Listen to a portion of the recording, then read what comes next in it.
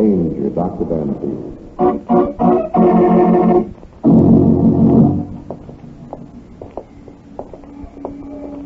Dan? Yes, Rusty? Why do so many women shoot their husbands? What brought that on? Well, look at the news on the Times building. Oh? The Italian count killed by beautiful American wife. I saw his picture in the paper this morning. He was so handsome. That cute little mustache. Oh? Now, why would any woman want to shoot a man like that? Well, Rusty, in this particular case, I imagine it involves the basic psychology of a caged animal's desire to be free. Well, now say it so I can understand it. Well, you see, men of the world consider their wives something to be seen and worshipped only in the privacy of the home. They allow them little or no freedom whatsoever. So, to gain their freedom, they kill their husbands. Which, of course, doesn't settle the problem at all, as they will undoubtedly spend the rest of their lives caught up in some nasty jail. Now, you see? Uh-huh. Say, Dan, Hmm? why don't you grow a mustache?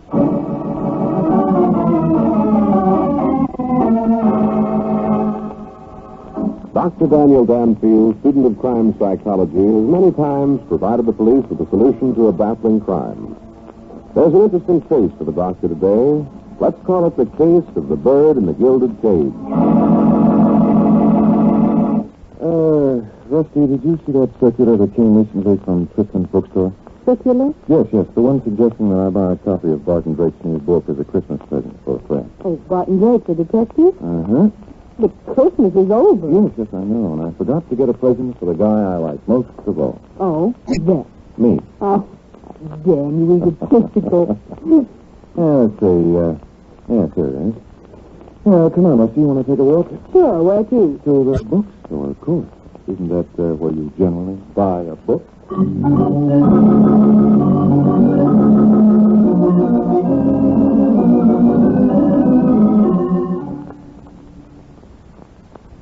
Well, good morning, folks. Good morning. Something for you? A book bag? Yes, I received a card from you announcing Barton Drake's latest book. Oh, to be sure. A very fine book. I read it myself. You see, I love mystery stories. Simply love them. Well, if you don't mind, Mr. Tristan, I'd like to... I have it right here, Dr. Danfield. Right here. Dan, how did you know who you are? Anybody who listens to the radio knows who Dr. Danfield is. I love detectives. Now, here's the book, and that'll be $3. Okay, here you are. Thank you, Doctor.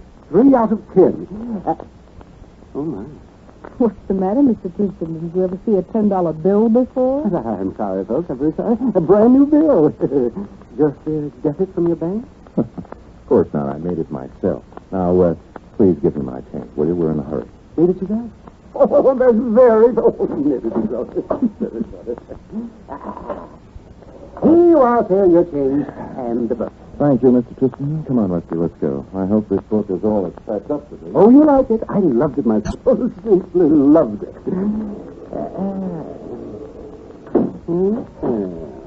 Let me see.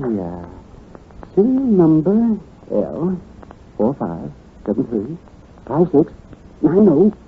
C. Oh, yes, indeed. Yes, indeed. Operator, could you get me Secret Service, please? Yes, and hurry. Oh, my, this is so exciting.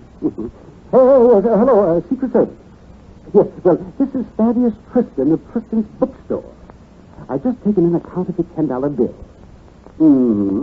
And I know who made it. It was Dr. Daniel Danfield. But that? Oh, he said so himself.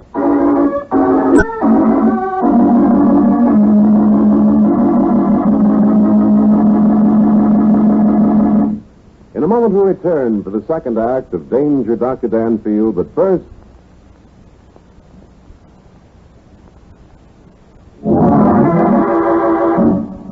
And now back to Michael Dunn for the second act of Danger, Dr. Danfield. Hey, you know, Rusty, this fellow Barton Drake isn't bad. Now, the way he handled that... Isn't there something more important to do than read that old book? Oh, for instance? Well, for instance, talking to me. Oh, Rusty, for that I prefer soft lights and a soft delay. A prosaic old office like this isn't very conducive. Oh, you see who's at the door, Rusty? prosaic old office. Yes? Sorry? Hey, well, I like that. Are you Danfield? I suppose so. That's the name on the door, isn't it? Did you buy a book at Tristan's bookstore this morning? Why, yes. But I can't see that that's any of your business. You paid for it with a $10 bill. Dan, what's he Why, doing? Rusty? Why, yes. Yes, I believe I did. Tristan says you made the bill yourself. Did you? That? Oh, sure. I run them off by the dozens. Now, listen, my friend, I don't like people barging in here, knocking over my secretary, and otherwise making themselves distasteful. So if you haven't any more jokes to tell, I'd be very much obliged if you went back to where you came from. Now, don't get sore, mister. I came here to do you a favor. Like accusing me of being a counterfeiter? Much obliged. You know, that was the best piece of queer I've seen in months. Any guy who can turn out stuff like that's an artist. Now, I've got a proposition. Dan, how does he know you bought a book at Tristan's store? That's easy. I was in the back of the store while you were consummating the deal. I see. And this proposition? Just what kind of a proposition? Well, now, suppose there was a little organization. Yes, go on. Now, all you have to do is make the stuff. The organization buys it at 50 cents on the dollar and floats it on the market. That way, everybody makes money and you don't take any of the risk. Oh, sounds simple. It's a cinch. No, I don't think so. We've been doing all right by ourselves. We don't have to split with anybody. Oh, you're going to play it that way. Lone wolf, huh? Well, let me tell you, Dr. Danfield, the boys aren't going to like that. Oh? Counterfeiting is a closed shop in this town. They aren't going to like it, huh? No, they aren't.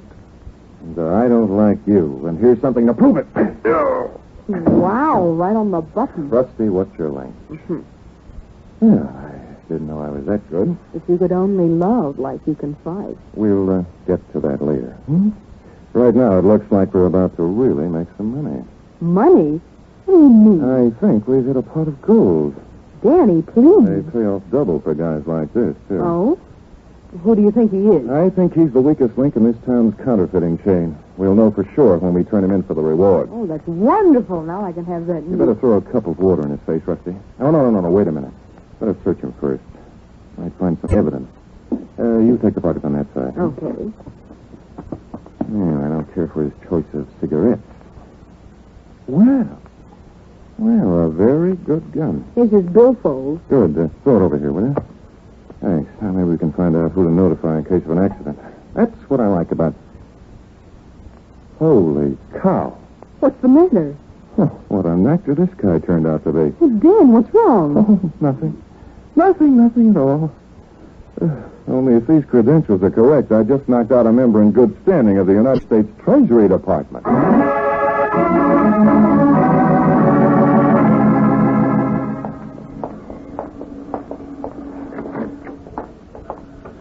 Something for you, sir? A book, perhaps? Oh, my. It's my friend from the Secret Service. Did you capture Dr. Danfield? Capture him? He hit me on the chin and escaped. Ah, he's a slippery customer. Very slippery. Yeah, not only that, but he's got a lift like a mule. When I get my hands on him, I'll take... I might be of a little help. Oh, you might, huh? Yes, indeed. I have an idea that at this very moment you can find him at Senor Castillo's art gallery. Yeah, what makes you think that? Don't make me answer that. I just know, that's all.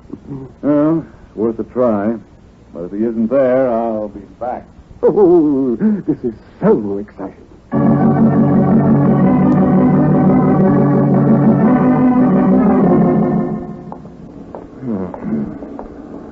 Dan, I still think we should have brought that Secret Service man with us. Well, maybe, but I would have had to do a lot of explaining. Besides, I hate to be taken for a sucker.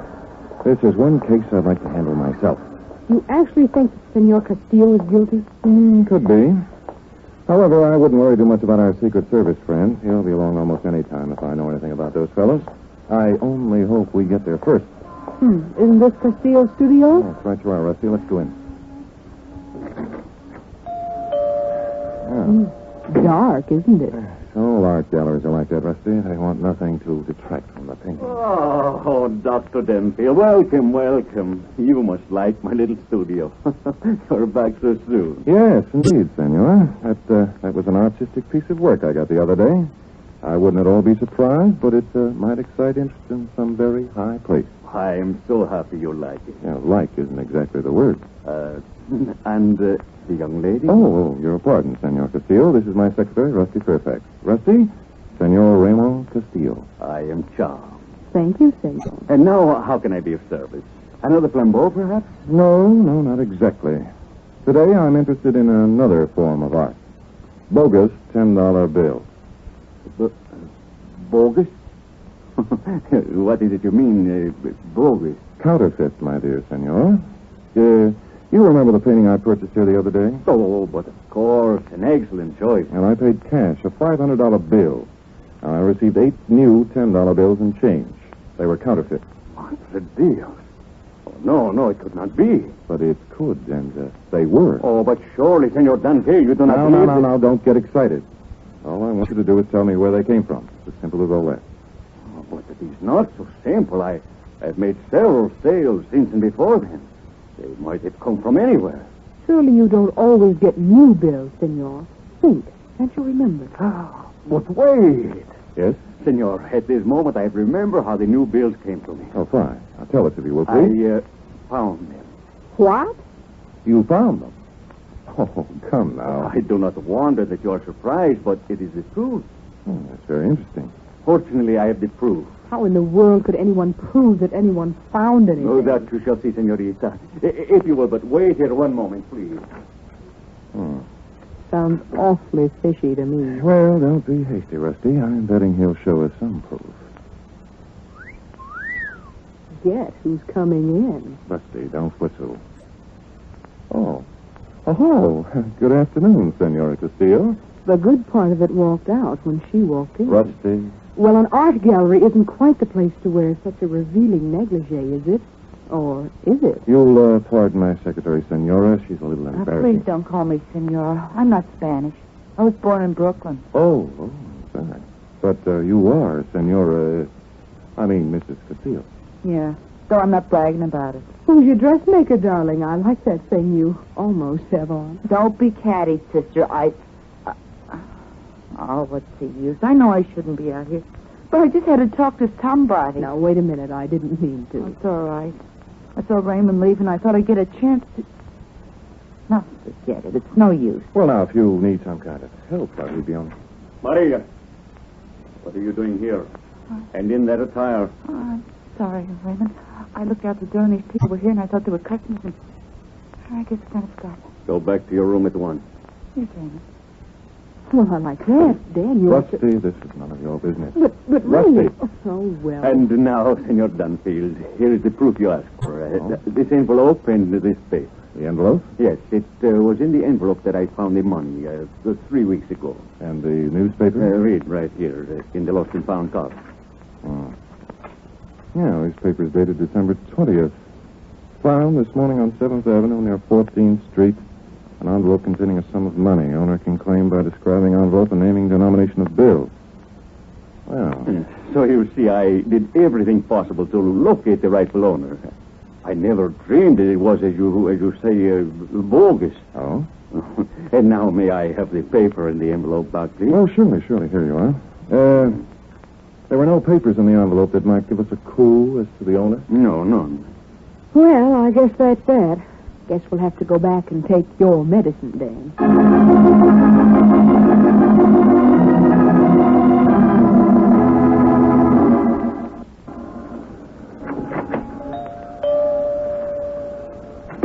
Yes, senor. You're Senor Raymond Castillo? At your service, senor. Well, I'm Maynard of the United States Treasury Department. Oh? Oh, but surely there is nothing in my poor little shop. No. I'm looking for a party of Dr. Danfield. I have reason to believe Dr. Danfield. Oh, I am so sorry, Senor Maynard. Dr. Danfield left a half hour ago.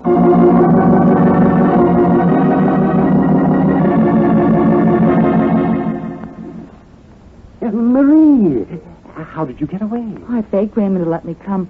I told him if he was going to keep me cooped up, he could at least get me something to read. Fine.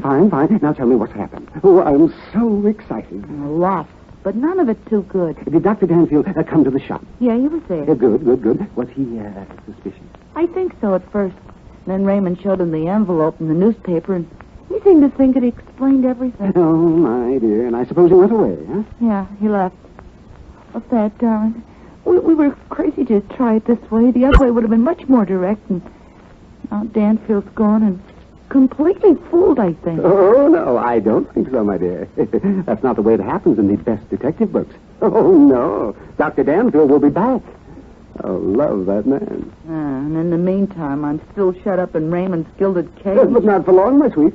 The way things are shaping up, I think before long, I can promise you a lovely murder.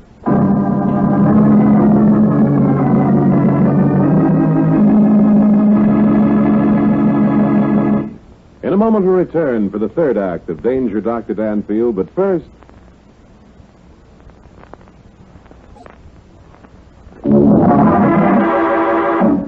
Now back to Michael Dunn for the third act of Danger, Dr. Danfield.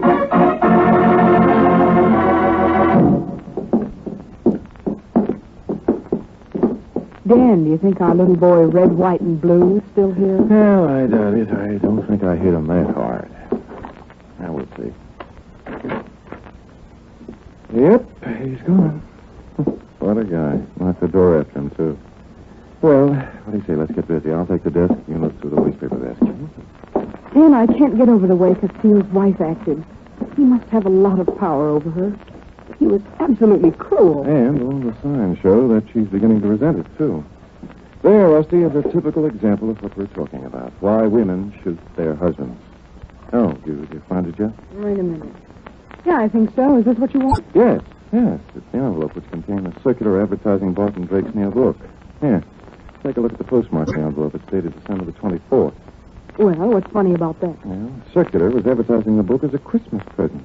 It was just after Christmas. And the fact that Tristan didn't mail it until the 24th proves that he knew I wouldn't receive it until after Christmas. And therefore, I wouldn't have any use for the book for a present. Oh, what in the world would he do that for? He wanted to get me in his store for some reason or another. Tristan's a psychological case himself, you know. He's a frustrated detective, if I ever saw one. Yes, he was sure I'd notice that date and come running. No, I still think it's just a coincidence. There are already too many coincidences in this case to ignore another one. Such as what? Such as the flap on that envelope Senor Castillo showed us. It's never been sealed. And that 3-week-old newspaper must have been lying around mighty handy. But what's the tie-up between the bookstore and Senor Castillo? Well, I'm not sure. There must be one somewhere. Tristan must have known that I had bought the painting. He must, too, have known that I had the counterfeit money, so he used a smart trick to get me into his store, hoping that I'd buy a book with one of the bills. Well, it's all beyond me. What do we do now? We're going to the newspaper office and put an ad in the classified column. Something like, wanted a counterfeiter. Would applicant please oblige by giving himself up?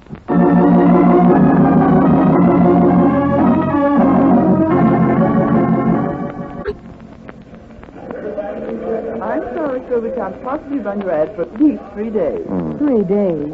Dan, won't that be too late? Yes, quite right, Rusty. By that time, I won't need it.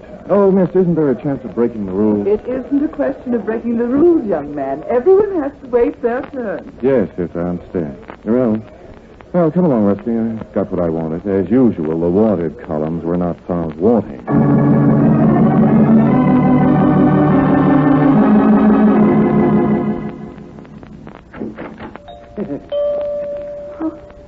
Ed, you know better than to come here. Well, I had to, Marie. I simply had to. But Raymond only stepped out for a minute. I know. I was casing the place. I saw him leave. I came to tell you that I'm going to the police. Oh, we can't do that. He'll kill me. No, he won't. Because you're coming with me. But why don't we wait until Dr. Danfield... I'm afraid Dr. Danfield didn't catch on. He's the Secret Serviceman. Our plan didn't work out at all, like I read in the book. Oh, well, all right. Oh, kiss me, darling. I'm going to need all the strength I can get. I love you. Simply love you. If Flambeau could only paint a picture like that. Raymond, where did you come? You never hear of back doors, my sweet. Now, look here. Quiet. So this is your lover, Maria. This little insignificant book clerk, this dipsqueak, this... Don't you dare speak of Thaddeus like that. Maria, go to your room. I will not. He ordered me around for the last time. Thaddeus and I love each other. Nothing you can say or do will keep us apart. I think this will accomplish that purpose, my dear. Oh, a gun! Oh, isn't this exciting? But you wouldn't shoot. They never do. Don't they? Stop sniveling, you little fool. I only shot you through the arm. I suppose this is my own fault. I was foolish to allow Marie to visit the bookshop. But this is America, senor. A wife is a wife in any country, my friend. Something to be cherished and protected.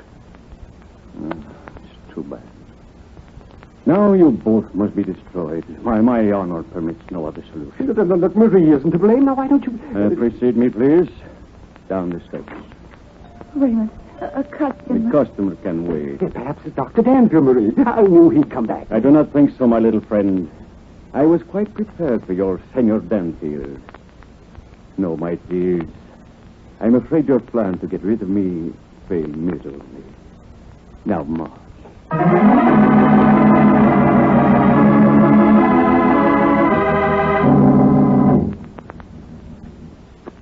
Doesn't seem to be anybody here, Dan. Well, there must be. Senor Castillo wouldn't leave all these valuables unattended.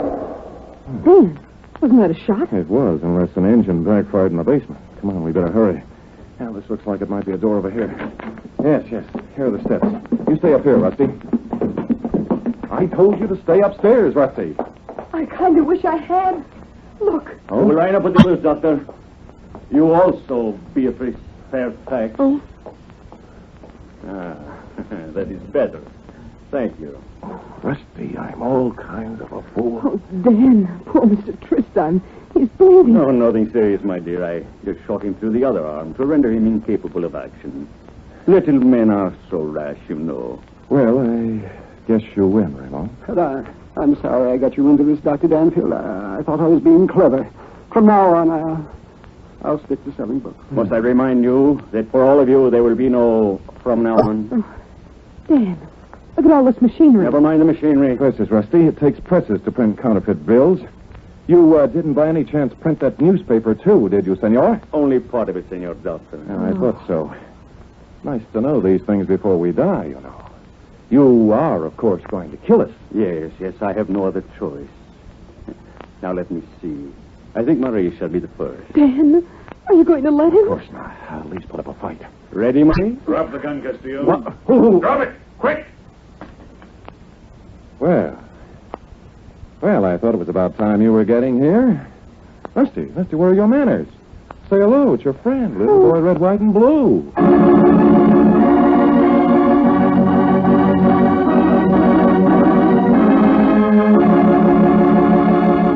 In a moment, we return for the conclusion of Danger, Dr. Danfield, but first...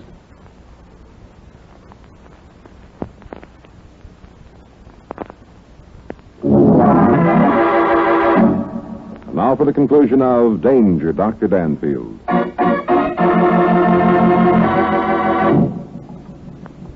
Well, Doctor, I finally caught up with you. Oh, thank heavens you did, Mr. Maynard. But how? Yeah, after I missed you here before, I simply stood in a doorway across the street and watched the place. As simple as that, huh?